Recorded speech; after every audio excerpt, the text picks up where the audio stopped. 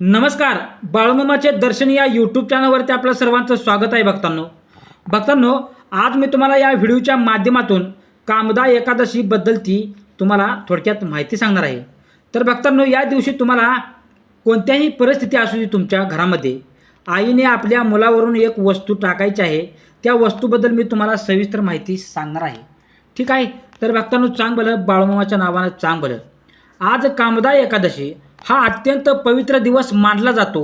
या दिवशी केलेले छोटेसेही उपाय खूप मोठा परिणाम देतात असे आपल्या परंपरेत सांगितले जाते. विशेषतः आईने आपल्या मुलांसाठी केलेली प्रार्थना आणि उपाय अत्यंत शक्तिशाली मानले जातात. या दिवशी एक साधी पण अत्यंत प्रभावी अशी वस्तू म्हणजे नारळ, थोडक्यात श्रीफळ म्हणतात त्याला, लक्षात ठेवा. आईने कामदा एकादशीच्या दिवशी सकाळी लवकर स्नान करून स्वच्छ कपडे परिधान करावेत. देवासमोर दीप लावून मन शांत करून आपल्या मुलाच्या कल्याणासाठी प्रार्थना करावी. त्यानंतर एक स्वच्छ पूर्ण नारळ घ्यावा. हा नारळ देवासमोर ठेवून त्यावर थोडी हळद कुंकू लावावी आणि फूल अर्पण करावे. भक्तांनो, यानंतर आईने तो नारळ आपल्या मुलाच्या डोक्यावरून 7 वेळा किंवा 11 वेळा फिरवावा. हे करताना मनात एकच भावना ठेवावी, माझ्या मुलावर आलेली सर्व वाईट शक्ती, नजर दोष, अडचणी या नारळात उतराव्यात आणि माझ्या मुलाला सुख, शांती आणि संरक्षण मिळावे. हा उपाय करताना आईची भावना, श्रद्धा आणि विश्वास खूप महत्त्वाचा असतो. फक्त कृती नाही तर मनापासून केलेली प्रार्थना हीच खरी ताकद असते. नारळ फिरवल्यानंतर तो नारळ घरात ठेवू नये. तो लगेच घराबाहेर नेऊन वाहत्या पाण्यात विसर्जित करावा किंवा एखाद्या मंदिरात दान करायचं आहे. भक्तांनो, असे केल्याने त्या नारळाला घेतलेली नकारात्मक ऊर्जा पूर्णपणे नष्ट होते असे मानले जाते. हा उपाय केल्यानंतर घरात एक सकारात्मक वातावरण तयार होते. मुलावर येणाऱ्या अडचणी, आजार, भीती, वाईट नजर यांचा प्रभावी कमी होतो. मुलाच्या आयुष्यात शांतता, प्रगती आणि सुरक्षितता येते. भक्तांनो, कामदा एकादशीचा हा उपाय फक्त एक परंपरा नाही तर आईच्या प्रेमाची आणि तिच्या श्रद्धेची शक्ती आहे. भक्तांनो, आईच्या मनातून निघालेली प्रार्थना थेट देवापर्यंत पोचते असे मानले जाते. म्हणून हा उपाय करताना कोणतीही शंका न ठेवता पूर्ण विश्वासाने तुम्हाला हा उपाय भक्तांनो करायचा आहे. हा उपाय करत असताना भक्तांनो मनात श्रद्धा असावी, मनात भावना असावी आणि मनातून आपल्याला नामस्मरण करायचं आहे देवाचं, लक्षात ठेवा. तसेच भक्तांनो, जी लोकांना सहसा माहीत नाही आणि या व्हिडिओसाठी खूप प्रभावी ठरेल अशी मी थोडी वेगळी माहिती सांगणार आहे, वेगळा उपाय सांगणार आहे. भक्तांनो, ठीक आहे, तर चला बघूया. कामदा एकादशीच्या दिवशी फक्त नारळच नाही तर लिंबू ही एक अत्यंत शक्तिशाली वस्तू मानली जाते.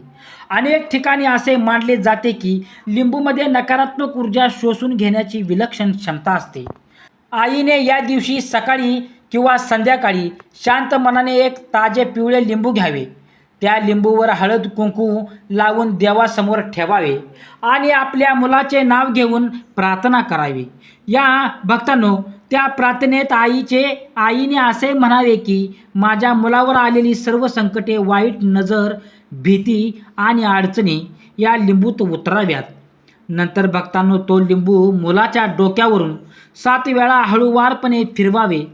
काही ठिकाणी 11 वेळा फिरवण्याची ही पद्धत आहे. हे करताना आईने पूर्ण लक्ष आणि श्रद्धा ठेवावी. हे फक्त एक विधी नसून आईच्या मनातील प्रेम आणि संरक्षणाची भावना या क्रियेतून व्यक्त होते.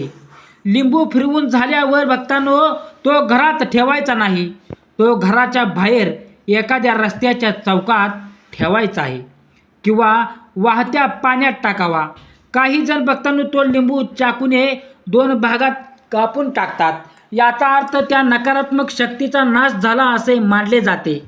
या उपायाचा एक खास अर्थ असा आहे की लिंबू आपल्या भोवती असलेली नकारात्मक ऊर्जा शोषून घेतो आणि घरात किंवा मुलावर असलेला वाईट प्रभाव कमी करतो. त्यामुळे मुलाला वारंवार होणारे आजार, भीती, झोप न लागणे, अभ्यासात लक्ष न लागणे अशा समस्या कमी होतात, लक्षात ठेवा, असे लोक मानतात। याशिवाय काही ठिकाणी आई आपल्या मुलाच्या गळ्यात काळा दोरा बांधते किंवा त्यात एक छोटी लिंबू मिरची बांधून ठेवते। हे सतत संरक्षण देणारे उपाय मानले जातात। कामदा एकादशीच्या दिवशी म्हणजेच आज केलेला हा उपाय विशेष प्रभावी का असतो? यामागे श्रद्धा अशी आहे की या दिवशी भगवान विष्णूची कृपा विशेष प्रमाणात असते, त्यामुळे या दिवशी केलेले उपाय लगेच फलदायी होतात। पण एक गोष्ट लक्षात ठेव, हे सर्व उपाय श्रद्धा आणि परंपरेवर आधारित आहेत। यामध्ये सर्वात मोठी शक्ती आहे ती आईच्या मनातील प्रेम आणि तिची सकारात्मक भावना। जेव्हा आई मनापासून आपल्या मुलासाठी प्रार्थना करते तेव्हा त्याचा परिणाम नक्कीच चांगला होतो भक्तांनो। तसेच भक्तांनो, एक प्रभावी कथा तुम्हाला सांगणार आहे या विषयावरती। छोटीशी कथा आहे, लक्षात ठेवा, कामदा एकादशीच्या बद्दलची, लक्षात ठेवा, ठीक आहे। तर एका छोट्याशा गावात सुमन नावाची एक आई राहत होती। तिचा एकच मुलगा होता, रोहन। सुमन आपल्या मुलावर खूप प्रेम करत होती, पण काही दिवसापासून रोहन सतत आजारी पडू लागला।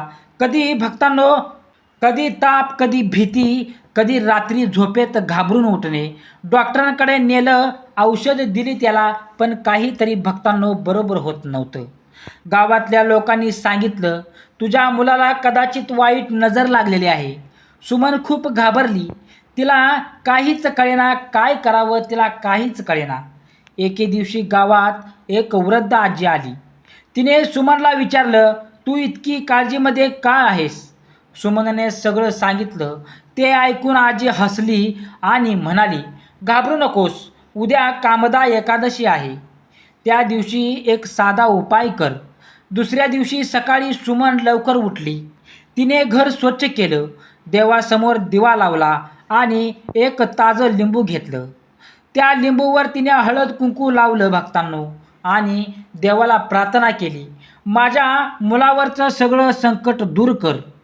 त्यानंतर तिने तो लिंबू रोहनच्या डोक्यावर 7 वेळा फिरवला। तिच्या डोळ्यात पाणी होतं, पण मनात पूर्ण विश्वास होता, श्रद्धा होती, देवावर पूर्ण विश्वास होता तिचा। लिंबू फिरवल्यानंतर ती घराबाहेर गेली आणि रस्त्याच्या चौकात ते लिंबू ठेवून आली। घरी परतल्यावर तिच्या मनात एक वेगळीच शांतता होती। त्या दिवसानंतर हळूहळू बदल दिसू लागला। रोहनची तब्येत सुधारू लागली, तो पुन्हा हसत खेळत लागला भक्तांनो, हसत खेळू लागला, रात्री शांत झोपू लागला। सुमनला जाणवलं, हा फक्त उपाय नव्हता, तर तिच्या श्रद्धेचा आणि प्रेमाचा चमत्कार होता। काही दिवसांनी ती आजी पुन्हा गावात आली। सुमनने तिचे आभार मानले। आजी फक्त एवढंच म्हणाली, आईची प्रार्थना हीच सर्वात मोठी शक्ती असते, देव नेहमी तिच्या मागे उभा असतो भक्तांनो। त्या दिवसानंतर सुमनने प्रत्येक एकादशीला आपल्या मुलासाठी प्रार्थना करायला सुरुवात केली आणि तिच्या घरात कायम सुख आणि शांतता, आनंद राहू लागला भक्तांनो। तसेच भक्तांनो, या कामदा एकादशीला तुम्हाला पूर्णपणे मी जे सांगितलेले उपाय तुम्हाला करायचे आहेत।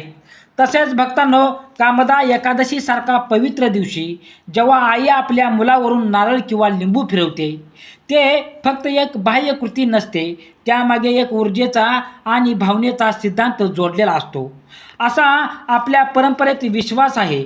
आपल्या घरात, शरीरात आणि मनात सकारात्मक व नकारात्मक अशा दोन्ही प्रकारच्या ऊर्जा असतात। जेव्हा एखाद्या मुलावर वारंवार अडचणी येतात, भीती वाटते किंवा अचानक वागणूक बदलते, तेव्हा लोक त्याला नजर किंवा वाईट प्रभाव मानतात। अशा वेळी आई जेव्हा लिंबू आणि नारळ फिरवते, तेव्हा तिचं पूर्ण लक्ष आणि भावना त्या मुलाच्या संरक्षणावर केंद्रित होतं। असं मानलं जातं की ही वस्तू त्या नकारात्मकतेला खेचून घेते, त्यामुळे तो नारळ किंवा लिंबू घरात ठेवू नये, कारण तो त्या नकारात्मक ऊर्जेचा वाहक झालेला असतो, अशी श्रद्धा असते।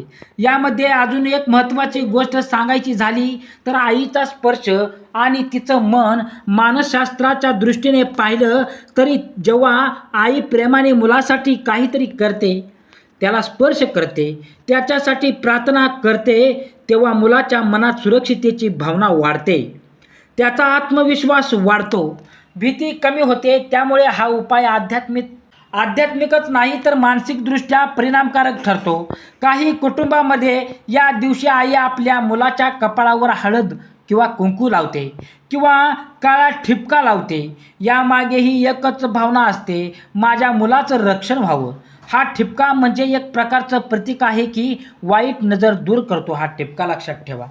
तसेच कामदा एकादशीच्या दिवशी घरात शांतता ठेवणे, वाद टाळणे, देवाचं नामस्मरण करणे हे सगळं वातावरण सकारात्मक ठेवण्यासाठी केलं जातं. कारण असं मानलं जाते की जिथे शांतता आणि श्रद्धा असते तिथे सकारात्मकता भक्तांनो आणि नकारात्मकता भक्तांनो टिकत नाही असल्या ठिकाणी. पण इथे एक समजून घेण्यासारखी गोष्ट आहे, हे सगळे उपाय श्रद्धा, परंपरा आणि भावनेवर आधारित आहेत. म्हणून अंधविश्वास म्हणून न पाहता आपल्याला आपल्या संस्कृतीतील एक भावनिक आणि मानसिक आधार म्हणून पाहिला पाहिजे, तर त्याचा खरा अर्थ समजतो. शेवटी एकच गोष्ट खरी आहे भक्तांनो, आईची प्रार्थना, तिचं प्रेम आणि तिचा विश्वास हीच मुलांसाठी सर्वात मोठी कवच असते. भक्तांनो, अशाच प्रकारच्या आपल्या हिंदू धर्मातील सर्व माहिती, सणासुदीचे, अमावस्याच्या आणि एकादशीचे सर्व सण, आपल्याला महत्त्वाची माहिती ऐकायची झाली असेल तर, पाहिजे असेल तर संपूर्ण माहिती आत्ताच आपल्या चॅनलला लाईक करा, सबस्क्राईब करा, कमेंट करा. आणि भक्तांनो, तुम्ही हा माझा व्हिडिओ पूर्ण बघितल्याबद्दल तुम्हा सर्वांचं मी मनापासून आभार मानतो. बोला बाळूमामाच्या नावानं चांग भलं. श्री स्वामी समर्थ.